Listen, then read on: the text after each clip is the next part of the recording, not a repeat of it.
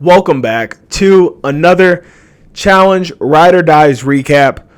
I'm your host, Dylan Thacker. We obviously took a week off last week for the holiday, but we are back, and this season, I keep saying it, but it just keeps getting better. And so, last week, when I wasn't on here recapping the show, Amber and Chauncey came back from an elimination where they beat Darrell and Veronica. So essentially, Nelson won last week and kind of stabbed Amber in the back. I didn't really know they were this close until the last episode, so how big of a stab is it really? But regardless, he now has to face that backlash from Amber if she's going to kind of go that route. We kind of get a little bit of we don't know what she's going to do, but we do see her and Michelle talking. And Michelle says that he's going to have to realize that our side of the house is the side. Says who? Like, sure, you and Jay have won 2 in a row. I'll give you that. But no one else in your little alliance doing Amber and Chauncey aren't winning anything besides this elimination. I don't even really know who else you're partnering up with. Sure, Jay and Nelson are boys outside of the house and Nelson's winning. But obviously, that doesn't mean anything. He threw in Amber, so it's not like... I don't know. It is what it is at this point. Like, I think that they all think that it should be kumbaya, but as Nelson would say, we're getting down to the nitty-gritty. And you got to put in half of the house at this point. Like, you've really got to weigh out your options of who do I have the best connection with and go from there. And that's what Nelson had to do. Best for his game, best for what. I don't really care where it goes. It's just you got to make that choice that you can live with. And we all know that Nelson's a loyal guy. He puts friendship first, whatever. But especially in this episode, I think we kind of see a turn where he's trying to take his emotion out of it. So we do get a clip of Jay where he says that he's nervous about Jordan and Anissa. They have thrown them down twice, once into the draw. And they've made it very clear that they're not working together, despite saying at one point that they would like to work together. So he's just kind of nervous, knows that him and Michelle have to continue winning if they don't want to go in. Because he knows Jordan and Anissa get one, it's kind of over for them. And not just them, it's kind of all the vets at this point. Bananas, Nani. They don't really have any solidified ties to that side of the house, which doesn't make sense to me. This is your 3rd season. I believe this is Michelle's 2nd. You chose your bed, and now you got to lay in it. So that kind of is what it is. In a little bit of lighter news, the house celebrates Banana's birthday. He is turning 40. It's insane that someone is still competing at that caliber, and he's celebrating his 40th birthday. And not only that, but like he's still the most feared challenger on the season. Everyone views him as the biggest threat, and it was just cool to kind of see them all at least come together for a little bit. We do get Bananas kissing Mariah with cake all over his face, so we know that is a thing. They kind of alluded to it earlier in the season, but Mariah hasn't had a lot of screen time. We've seen her partner, Fessy, quite a bit, but we just haven't seen her. So now we know, though, that is a thing. Fessy and Nelson talk about how this game is starting to dwindle, and it's going to show where people truly do stand. They bring up the pass between Fessy and Nelson, where Fessy threw himself in to go against Nelson and essentially kept Nelson from getting to the final. Fessy's basically saying that he hopes that Nelson understands that he has tried to show that he can be trusted now and regain that connection. And Nelson says that he doesn't want payback. He says payback's not really his thing. If he was going to get payback, he wouldn't even be his friend in the first place. But I don't really buy that, honestly. He talks about in his confessional how their relationship's a roller coaster, and it's something that he needs to maneuver. If you really didn't care about the past, I don't think you'd have to maneuver that relationship. Maybe he just means in the game, and I can kind of understand that. But I don't know. There's just something about it that I'm not 100% buying into. Anyway, we get into the daily, which is double trouble. So the guy is going to be jumping from car to car as it moves down to where their partner is in the car getting 4 different keys. They have to make 4 trips back and forth, put all of the keys into the thing, and slam it shut. Olivia and Horacio go first. He's killing it at first, almost falls, and he catches himself. Actually, though, it turns out if you fall off, it doesn't really matter. It just kind of wastes time more than anything. Like, you swing back to the car and you just continue to go. The only way to really DQ is if you drop a key. But this does bring up Olivia saying that sometimes he can crack under pressure. I haven't really seen that from him this season. She just says that when it's like big stakes that he kind of cracks. I think he showed up in his elimination so far. I haven't really seen him struggle in a daily. So I don't really know where she's pulling this from. Besides this little slip up here, which didn't really, sure, I'll go ahead and spoil that. They didn't win. But it's not like he did some horrible thing and got them disqualified or something. After this first group, it made me feel more like it was a guy's elimination. The girl was literally getting into the car, grabbing a key, getting out and handing it to them. They're not doing anything. So this just felt like it was a guy's daily. The kind of old school where it does feel like, all right, this is a guy's week, this is a girl's week, where it's more of an individual game. But it was just weird that the girls really didn't have to do anything. That it was pretty much all up to the guys what was going to happen. Next, Jay and Michelle go. They seem to go pretty quick, but without being able to see times where anyone stands, it's very hard. I do miss the old days where they would have every heat time, everything. So you knew as it was going how people were doing, who's competing, who's in or out. Now we just kind of get the entire daily as a whole. And then they kind of tell us, all right, here's the top. Here's who won. That's it. I know I'm not one of these people. I think they still keep it pretty true to what it is. But I know for a lot of people, the fact that they don't show that anymore kind of rubs them the wrong way because they feel like then the challenge gods can manipulate the game. After this group, we kind of get a montage of people where they just kind of fly through the daily. We get Fessy and Mariah, Amber and Chauncey, Nerese and Nelson. And then it slows down as Nelson drops his fourth key and they get disqualified. We go right back into the montage with Casey and Kenny. He drops his third key. So we got 2 DQ teams already. And Tori and Devin go next. He's saying that he's sneaky good at these type of challenges. And Tori's saying that he's underestimated. So I felt like, oh, maybe they're setting this up for a win. I do think that they've done a lot better at maneuvering who is going to win. I feel like back in the day, they used to kind of just show the story arc from start to finish per episode. And you could kind of guess before the episode's even over who's going to win the daily, who's going to go in. But now they kind of follow a few groups who are going to be integral in the episode. And so you don't really know who's going to win or who's going to go in. You just kind of know, all right, it's going to be centered around this group. So I do like that. But Bananas and Nani go next.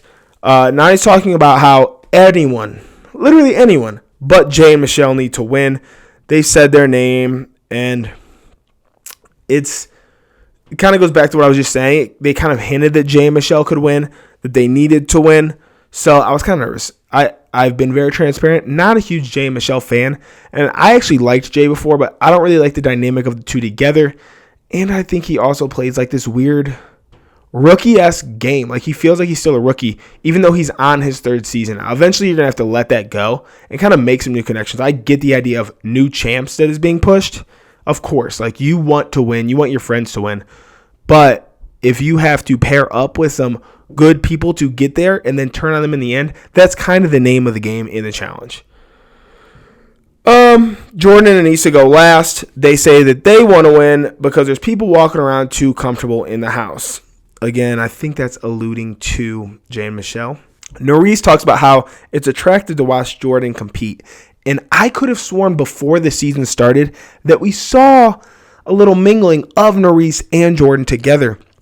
However, on a podcast, Jordan says that wasn't a thing, that wasn't him. And that as soon as that happened, him and Tori texted about how I can't believe they would put that in there. So at this point, I'm just very confused at that. But anyway, with the daily done, they said the top 3 teams are Bananas and Nani, Jay and Michelle, and Jordan and Anissa. So we get that whole arc together now. We got the 2 vet teams, and then we got this middle ground team, I'll call them. And Jordan and Anissa win it. TJ tells them go back and deliberate, and Bananas blatantly says in front of everybody, I wonder who the fuck they're going to pick. And, I mean, let's be real. We all know it's Jay Michelle. Everybody knows it's Jay Michelle. They've put him in twice. They've blatantly came for them. So, at this point, they have to know. Jordan even talks about how Jay just looks defeated. He looks like somebody took his toy, all this stuff. Anissa talks about how it's unlike her, but she's going to be a petty bitch this time. And you know what? I'm here for it. But also, what do you mean that's unlike you? I feel like that's kind of you. But I still love you. So the three teams that they know they're throwing in right away once they are in deliberation is Jay and Michelle, Nelson and Nerese. They just throw them in last week. And Horacio and Olivia. They actually seem torn up about that when they both say that they really like them. But they're just a scapegoat. It's rookies. They don't really have a lasting relationship with them, so we'll throw them in. Then the last one comes down to either Amber and Chauncey or Fessy and Mariah. When the names come up on the board, they chose Fessy and Mariah over Amber and Chauncey. So interrogation comes. Jay basically sits down and says, "What did we ever do to you?" Like, they know that one. It kind of moves on pretty quickly. Olivia talks about how she understands they're lucky to be here being rookies.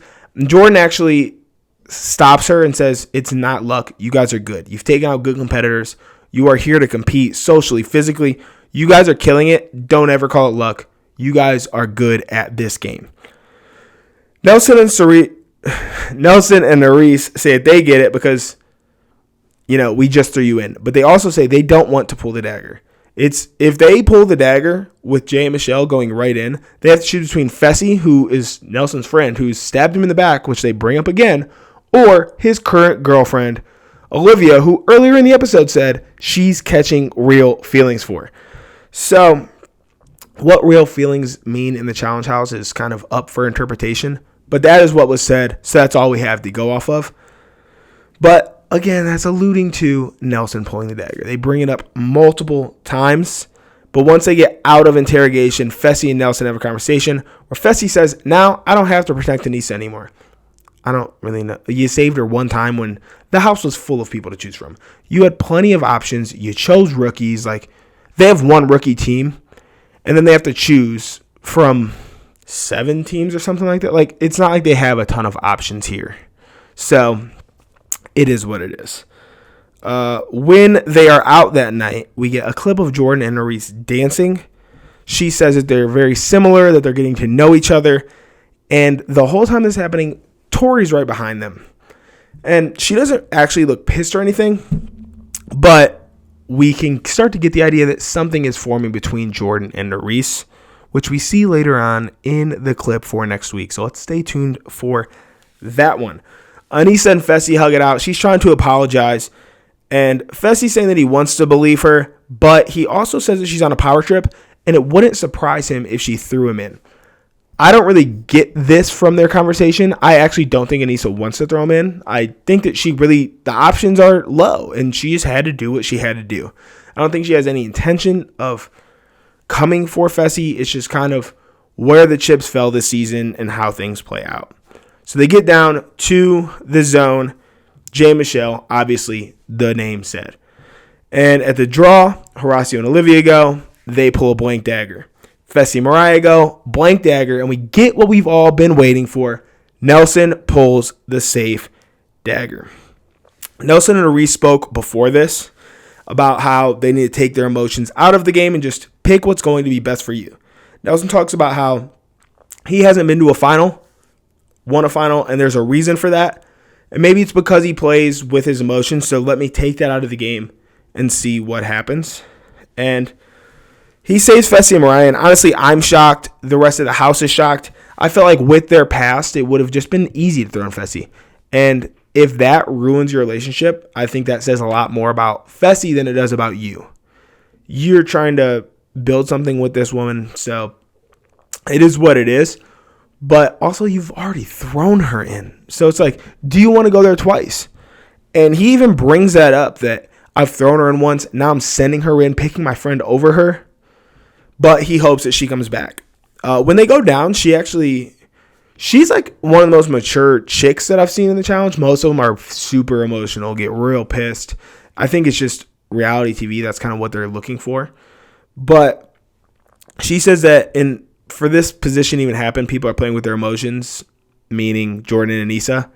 But obviously, like, they're also playing game. Like, these people are clearly coming from, throw them in. But that because of that, she respects Nelson doing what's best for his game. So we hop into the elimination. Jay and Michelle, Olivia and Horacio are playing spun out. They have 2 giant wheels. One person is strapped to the outside while the other's on the inside, like a hamster wheel type of thing. They have to roll back and forth communicating to move 4 puzzle pieces. You can never put a bigger piece on top of a smaller piece. And you basically only can talk through this wall. So it's going to be very hard to kind of hear and communicate. But from the jump, Olivia and Horacio kind of sound flustered. They can't really get things going on. And Jay and Michelle are kind of cool, calm, and collected, just kind of going about it, talking. They have like a number system for their pieces, and they're just kind of cruising through. But obviously the house doesn't want Jay and Michelle to win. So they start cheering for Olivia and Horacio, trying to help them. And the louder they get, the harder it is for Jay and Michelle to communicate. And it helps to kind of throw it off. They get caught up. And then Olivia and Horacio start to pull ahead. Jay starts getting real frustrated at this point. Michelle's like stuck upside down, getting all pissed. And Jay actually yells up at everybody, shut the fuck up. Like he's had enough. He's like, oh, they talk about integrity, but the house, this and that. Which I don't want to hear that, bro. Like, we all know the challenge. This is part of the game. People help people in the zone. I'm sure he's done it if we go back and look. Like, you know coming into this game what it's going to be. So Olivia and Horacio end up getting the win, which just goes to show how hard it is to hear down there. Horacio doesn't even know that he won. He has to ask and then be told. So like I said, Jay salty. Kind of says it's cheating. And Jordan says, get your notebook out, buddy, because this ain't Survivor. You come back in the challenge. Like, you come back season after season. Your reputation stays with you, and you know that this is part of the game. So it is what it is. You lost. Like, you tried to take us out twice, and you didn't do it. So at this point, see you later, bud. And it ends with TJ saying, you know, this game is full of surprises. You never know what's around the next corner. And that next corner is at the next challenge. They talk about a mid-game switch-up in the preview. And I don't think like we're switching partners or anything. It'd be kind of weird with a ride or die theme here.